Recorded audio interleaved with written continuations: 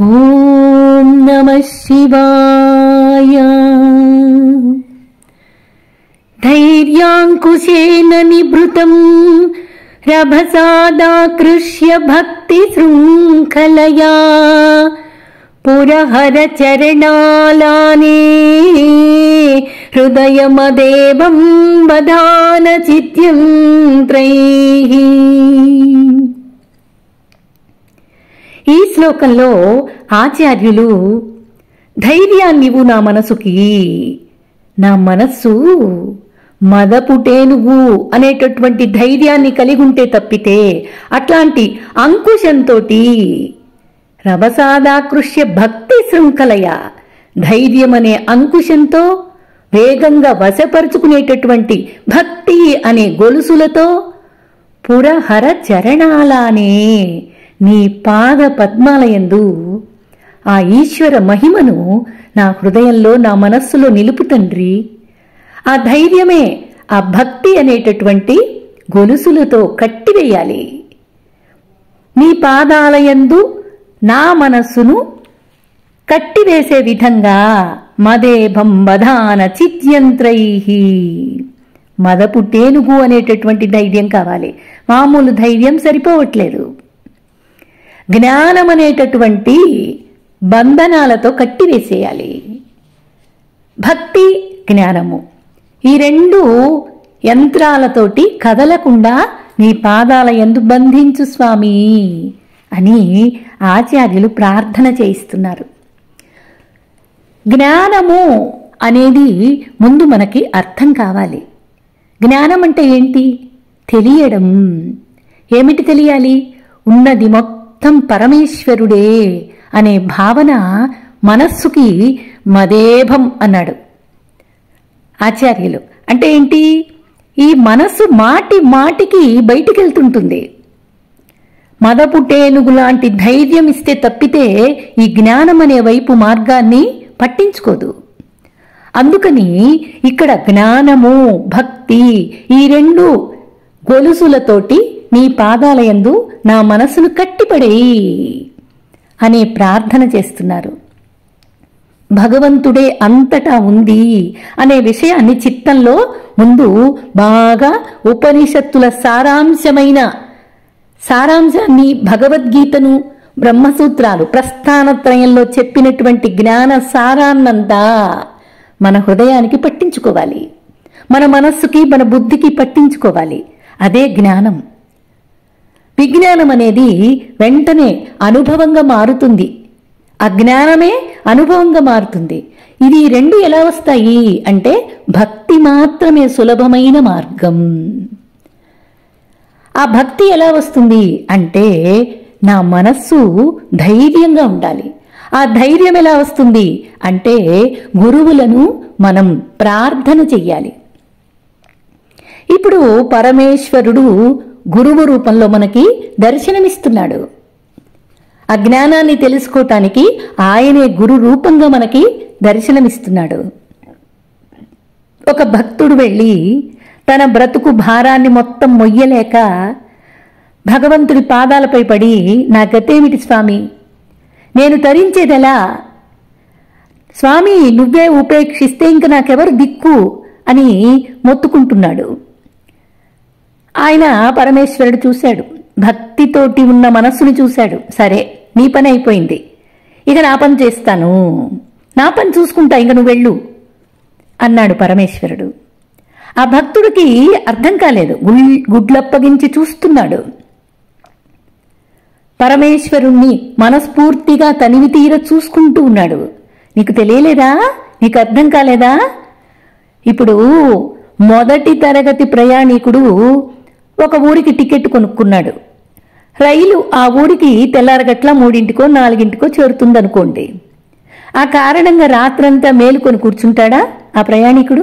ఆ భక్తుడు అలా ఎప్పుడు చెయ్యడు. ఏం చేస్తాడు మరి? ఫలానా స్టేషన్కి వచ్చే ముందు తనను లేపమని ఆ గార్డుకి చెప్పి హాయిగా నిద్రపోతాడు. ఇప్పుడు అర్థమైందా అని అడిగాడు. భక్తుడికి అర్థమైంది. మనస్సు భగవంతుడి పాదాలను పట్టుకున్న మనస్సు కాబట్టి వెంటనే అర్థమైంది. తెలిసింది స్వామి, ఇంక నిర్విచారంగా నేను ఉండగలను అని చెప్పాడు భక్తుడు. భగవంతుడి పాద పద్మాలను కళ్ళకద్దుకున్నాడు. అతగాడికి పెద్ద బరువు దించుకున్నట్లయిపోయింది. నాకు చెప్పుకున్నావు కదా, ఇక నీ బరువు నేను మోస్తాను అని భగవంతుడు చెప్పిన తరువాత కూడా నిశ్చింతగా ఉండలేనటువంటి వాడు దురదృష్టవంతుడే కదా. భగవంతుడి సన్నిధికే వెళ్ళనక్కర్లేదు, మీ హృదయంలోనే ఉన్న భగవంతుడు ఉన్నాడు. మీ హృదయంలోనే ఉన్న భగవంతుడికి నివేదించుకుంటే సరిపోతుంది. అదే శ్రద్ధ, అదే భక్తి.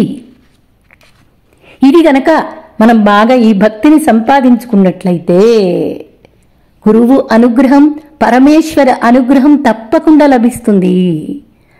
అనుగ్రహం ప్రసాదించవలసింది అని భక్తుడు గనక ప్రార్థిస్తే భగవంతుడు ఏమంటున్నాడు?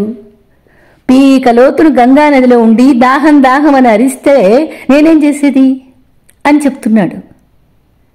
భగవంతుడు ఇదే చెప్తున్నాడు. నువ్వు నన్ను అనుగ్రహించమని ప్రార్థించిన తర్వాత ఇంకా కష్టం కష్టం అంటుంటే ఇంక నేనేం చెప్తే నీకు అర్థమవుతుంది? భగవంతుడి అనుగ్రహం అప్రతిహతంగా ప్రవహిస్తూనే ఉంటుంది. ఎవరి శ్రద్ధాభక్తులను బట్టి వాళ్ళకి అంత లభిస్తుంది.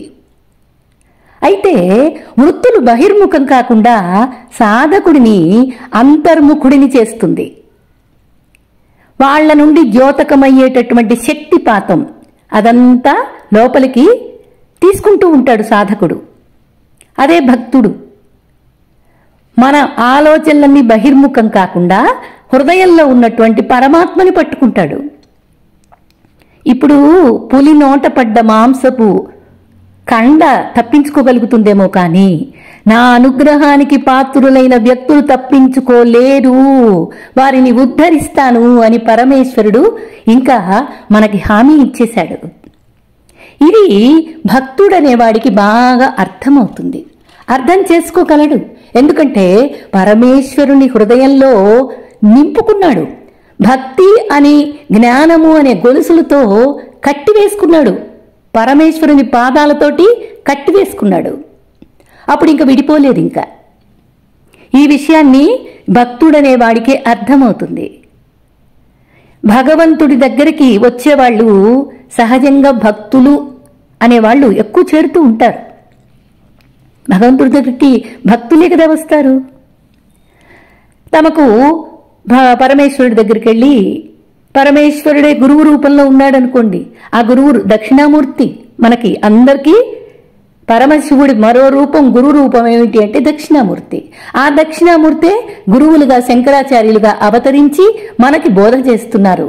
ఈ స్తోత్రమంతా మనకి చక్కగా మన చేత ప్రార్థన చేయించారు. ఇప్పుడు గురు రూపాన్ని మనం ప్రార్థన చేద్దాం.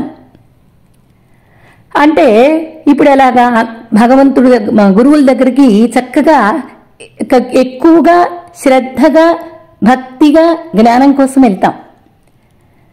శిష్యులుగా అంగీకరించవలసిందిగా చాలా మంది ప్రార్థన చేస్తారు. కానీ ప్రత్యేకించి ఎవరికి ఉపదేశం ఇవ్వరు, ఎవరిని శిష్యులుగా అంగీకరించను లేదు. అందుచేత వాళ్ళంతా భక్తులుగా మిగిలిపోయారు. ఎవరికి ఉపదేశం ఇవ్వకపోయినా, ఎవరేమడిగినా వారి వారి సంస్కారాలకు తగిన సమాధానాలు అందుతూనే ఉంటాయి.